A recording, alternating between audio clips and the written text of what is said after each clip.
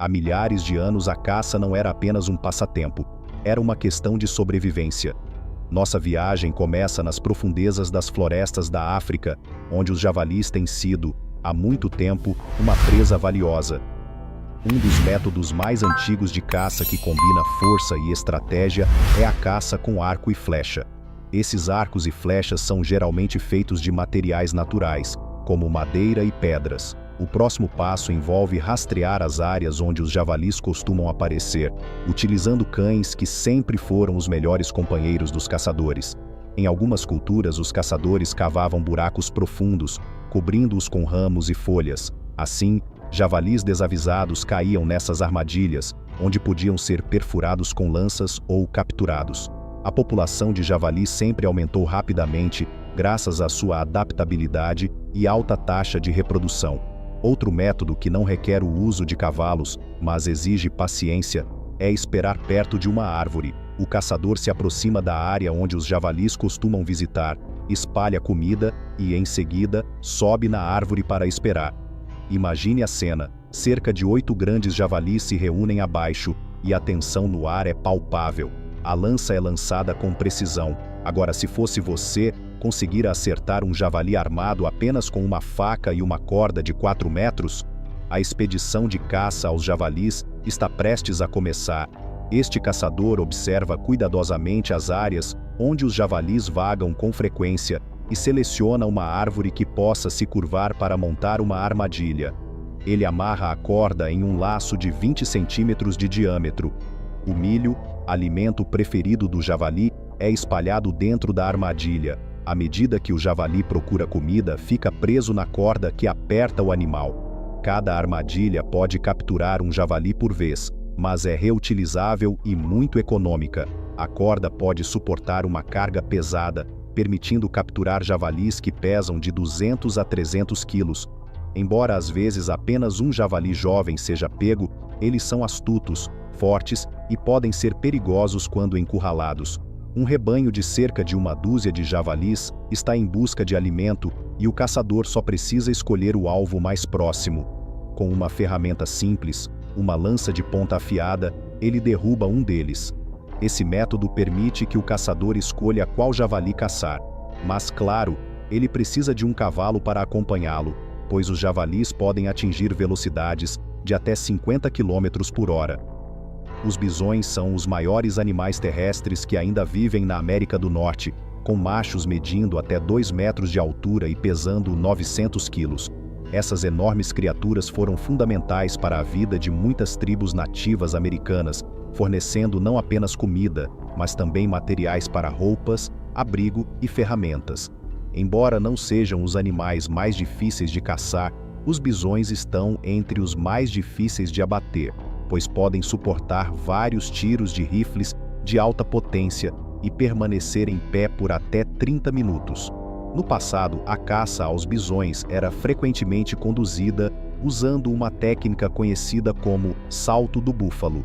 Os caçadores conduziam o rebanho em direção a um penhasco, usando barulho, fogo ou até mesmo cavalos para criar pânico. Enquanto os bisões corriam, eram forçados a pular da beira do penhasco, caindo para a morte ou ficando gravemente feridos.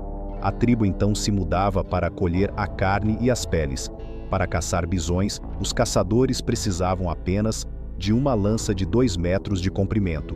Um grupo de cerca de 5 caçadores faz um levantamento da área para acompanhar o movimento do rebanho. Quando os bisões estão desprevenidos, o caçador lança a lança perto de suas pernas para dificultar o movimento, desgastando gradualmente o animal. Mesmo depois de ser ferido, pode levar de 2 a 3 horas para que o bisão perca a capacidade de se defender. Alguns caçadores experientes revestem suas lanças com veneno paralisante para encurtar o tempo de caça. Em seguida, viajamos para os pântanos e rios da África e das Américas, onde as águas estão repletas de jacarés e crocodilos, alguns podendo chegar a 1.700 libras. Esses répteis, com sua pele dura e mandíbulas poderosas, são presas formidáveis, até mesmo para caçadores modernos. Contudo, os antigos caçadores desenvolveram métodos engenhosos para capturá-los. Um desses métodos é a emboscada. Os caçadores estudavam cuidadosamente os hábitos desses répteis, aprendendo quando e onde eles gostavam de tomar sol ou nadar em águas rasas. Armado apenas com uma lança afiada ou um arpão, o caçador esperava por horas até que o momento perfeito se apresentasse. Quando o jacaré ou crocodilo estava próximo o suficiente, o caçador atacava com precisão, mirando nas áreas vulneráveis ao redor dos olhos ou na barriga. Os caçadores construíam uma enorme armadilha com iscas ao longo das margens dos rios, na esperança de capturar a criatura pelas mandíbulas ou pernas. Uma vez preso, a luta do animal alertaria o caçador, que então terminaria o trabalho com uma lança ou faca. Esses métodos exigiam não apenas força física, mas também imensa coragem e habilidade, pois um passo em falso poderia facilmente transformar o caçador em presa. Se tornam uma visão comum em muitas comunidades, mas sua presença acentuada traz preocupações. Com o crescimento populacional, os perus selvagens, ao se aventurarem nas cidades, não apenas criam problemas de tráfego, mas também podem representar riscos para os cidadãos. Os acidentes com veículos, muitas vezes provocados por encontros inesperados com esses pássaros, têm aumentado, levando a um alerta geral sobre a necessidade de medidas de controle. Os caçadores enfrentam esse desafio de forma astuta. Utilizando técnicas tradicionais e modernas, eles abordam a caça de perus com uma estratégia cuidadosa. A melhor época para caçá-los é durante a primavera, quando os machos estão em sua época de acasalamento e se tornam mais audaciosos. Os caçadores frequentemente usam apitos para imitar os chamados das fêmeas, atraindo assim os machos. Uma vez que o macho se aproxima, a precisão é fundamental. Os caçadores preferem armas leves, como espingardas de 12 calibres, que oferecem um equilíbrio perfeito entre peso e poder. Mas a relação entre caçadores e a vida selvagem não se resume apenas a conflitos. Existe uma necessidade crescente de controle populacional, principalmente em áreas onde as espécies invadem as cidades. A caça responsável é uma ferramenta utilizada para manter o equilíbrio ecológico, prevenindo que algumas espécies, como os perus, se tornem superpopuladas e, consequentemente, causem danos à agricultura local. A caça ética, que respeita as regras e regulamentos estabelecidos, desempenha um papel vital na preservação do meio ambiente e no suporte à vida selvagem. Enquanto os caçadores se dedicam a controlar as populações, os biólogos e ecologistas trabalham incansavelmente para entender o comportamento dos animais e suas interações com os seres humanos. Por exemplo, os pesquisadores estudam como a urbanização afeta o habitat dos perus e como suas rotas migratórias mudam devido à presença humana. Essa pesquisa ajuda a moldar políticas de conservação que beneficiam tanto os animais quanto as comunidades. Agora voltemos nossa atenção para um outro aspecto intrigante da caça: a relação entre humanos e raposas. As raposas, conhecidas por sua astúcia e adaptabilidade, têm sido caçadas em várias partes do mundo. No passado, a caça à raposa era vista como um símbolo de status entre a aristocracia, mas atualmente a caça é realizada principalmente para controlar a população e proteger as aves e pequenos mamíferos que as raposas costumam caçar. Os caçadores de raposas utilizam cães de caça para rastrear as trilhas das raposas. A sinfonia dos latidos dos cães pode ser uma experiência emocionante para os caçadores. No entanto, a caça à raposa também levanta questões éticas. O debate entre caçadores e defensores dos direitos dos animais continua, gerando discussões sobre o papel da caça na conservação e o que significa realmente gerir a vida selvagem. Agora, considerando a caça como um esporte, muitas pessoas se dedicam à prática como uma forma de lazer e conexão com a natureza. A sensação de estar ao ar livre, observando a vida selvagem e participando ativamente do ecossistema, é algo que muitos caçadores apreciam. Contudo, a abordagem ética e sustentável é fundamental.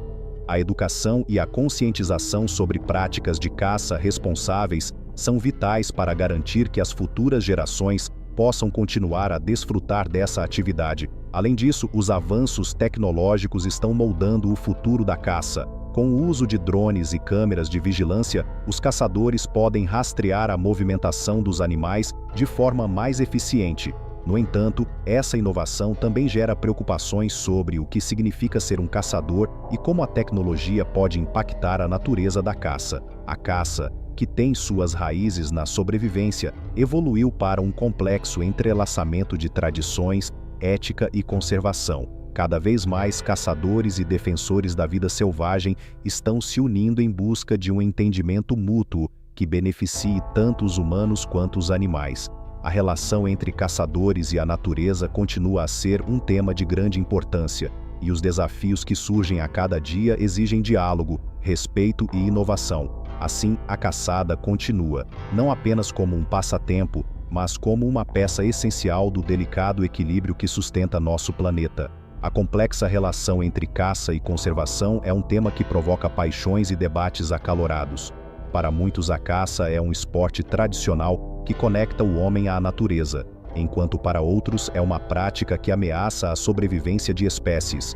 Contudo, é importante destacar que a caça, quando realizada de maneira ética e sustentável, pode desempenhar um papel vital na preservação da biodiversidade. Um exemplo notável é o Programa de Manejo de Caça Sustentável, que tem sido adotado em várias regiões do mundo. Esses programas têm como objetivo regular as populações de animais selvagens e garantir que a caça não comprometa a viabilidade das espécies. Ao permitir que caçadores obtenham licenças e restrições sobre as quantidades que podem ser caçadas, os órgãos reguladores conseguem monitorar e gerenciar as populações de maneira eficaz. Isso, por sua vez, contribui para a saúde dos ecossistemas locais. Um dos casos de sucesso mais emblemáticos é o da reintrodução do alce em algumas áreas dos Estados Unidos. A superpopulação de alces causou danos significativos à vegetação local e, consequentemente, afetou outras espécies dependentes desse habitat. A implementação de um programa de caça controlada não apenas ajudou a restaurar o equilíbrio do ecossistema, mas também trouxe benefícios econômicos para as comunidades locais, que agora se beneficiam do turismo de caça e da observação da vida selvagem. Além disso, o turismo de caça tem se mostrado uma alternativa viável para a conservação da fauna. Em muitos países africanos, a caça esportiva gera receita significativa, que é reinvestida em projetos de preservação e conservação. Os fundos arrecadados ajudam a financiar parques nacionais, programas de educação ambiental e iniciativas de proteção de espécies ameaçadas. Esse modelo de turismo sustentável não apenas proporciona oportunidades econômicas, mas também promove a conscientização sobre a importância da conservação. Outro aspecto importante a ser considerado é o papel das comunidades indígenas na caça e na conservação. Muitas dessas comunidades têm uma relação ancestral com a terra e a fauna, praticando métodos de caça que respeitam os ciclos naturais e garantem a sustentabilidade. A sua sabedoria e conhecimento tradicional são frequentemente ignorados, mas têm se mostrado cruciais na gestão dos recursos naturais. A colaboração entre caçadores, comunidades locais e conservacionistas é essencial para encontrar soluções equilibradas que respeitem as tradições culturais enquanto protegem a biodiversidade. Além das iniciativas de manejo sustentável e do turismo, a tecnologia tem sido uma aliada importante na conservação da vida selvagem. Drones, armadilhas de câmeras e aplicativos de monitoramento são apenas algumas das ferramentas que estão revolucionando a forma como os cientistas estudam e protegem a fauna. Essas inovações permitem um melhor entendimento dos comportamentos dos animais, das rotas migratórias e das dinâmicas populacionais, fornecendo dados valiosos que podem ser utilizados para formular políticas de conservação mais eficazes. Entretanto, é vital que a caça não se torne uma prática isolada. O futuro da caça e da conservação está na colaboração e no diálogo. Caçadores, conservacionistas, cientistas e comunidades locais devem trabalhar juntos para encontrar um equilíbrio que beneficie todos os envolvidos. O respeito pelas diferentes perspectivas e a busca por soluções conjuntas são fundamentais para garantir que as futuras gerações possam desfrutar dos prazeres da natureza e da caça, enquanto protegem os ecossistemas que sustentam a vida no planeta. A educação desempenha um papel fundamental nesse processo. Promover a conscientização sobre a importância da conservação e as práticas de caça sustentáveis nas escolas e comunidades é essencial. Ao educar os jovens sobre a biodiversidade e a necessidade de proteger o meio ambiente, estamos investindo no futuro da caça e da conservação. A nova geração de caçadores e conservacionistas deve ser equipada com o conhecimento e as habilidades necessárias para tomar decisões informadas e responsáveis em relação ao mundo natural. Por fim, a caça pode ser vista não apenas como um ato de matar, mas como uma oportunidade de reconexão com a natureza e com as tradições que moldam nossas identidades. As experiências vividas no campo, as lições aprendidas e o respeito pela vida selvagem são elementos que devem ser valorizados. À medida que continuamos a navegar por este intricado campo, é imperativo que todos nós, como defensores da natureza, estejamos dispostos a ouvir, aprender e adaptar nossas práticas para garantir que tanto a caça quanto a conservação possam coexistir harmoniosamente. Assim, poderemos deixar um legado sustentável para as futuras gerações, preservando a beleza e a riqueza da vida selvagem em nosso planeta.